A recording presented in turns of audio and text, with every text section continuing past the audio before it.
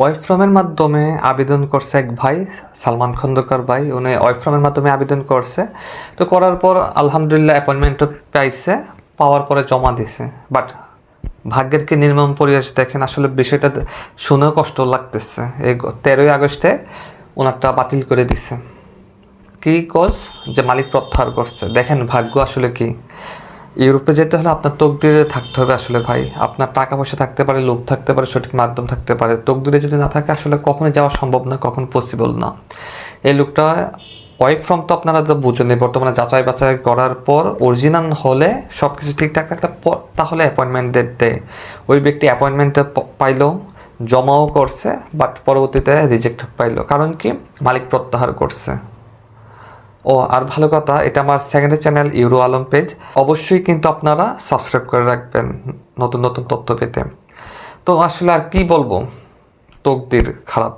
আর আপনারা যারা 2022, 23, 24 সালের যে নুলস্থানে বসে আছেন, ইমেল করে বসে আছেন, আপনাদের যদি রিইস্যু না করা হয়, আদারওয়াইজ এমনিতেই পড়ে থাকবে, হয়তো বা আরও লেট হবে। বাট রিইস্যু করা ছাড়া কিন্তু বর্তমানে কেউ পাচ্ছে না। আবার এটাও সত্য যে অনেক অনেক অঞ্চলে রিইস্যু করা যাচ্ছে না, বা ওইখানকার লয়ার বা মালিক তারা এই বিষয়টা সম্পর্কে অবগতও না, এটাও সত্য। আবার অনেক অনেক জায়গায় করা যাচ্ছে।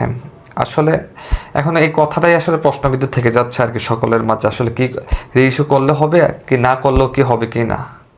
তবে যারাই ভিসা পাচ্ছে বা অ্যাপয়েন্টমেন্ট ডেট পাচ্ছে, সবার কাছ থেকে শোনা যাচ্ছে যে ওদের মালিক লয়ারের মাধ্যমে রিইস্যু করছে, আপডেট করছে প্রেফেক্টুরাতে গিয়ে, এরপর নাকি পাচ্ছে। তো আপনারাও আপনাদের আবেদনকারীদের সাথে যোগাযোগ করবেন। আর নতুন যদি কোনো ইনফরমেশন পাই অবশ্যই আপনাদেরকে সাথে শেয়ার করবো। আর আপনাদের যদি কোনো মন্তব্য থাকে অবশ্যই কমেন্ট বক্সে কমেন্ট করে যাবেন। আর অবশ্যই ভিডিওটি শেয়ার করতে ভুলবেন না। ওকে, আল্লাহ হাফেজ। অনেকদিন পর আপনাদের মাঝে আসলাম।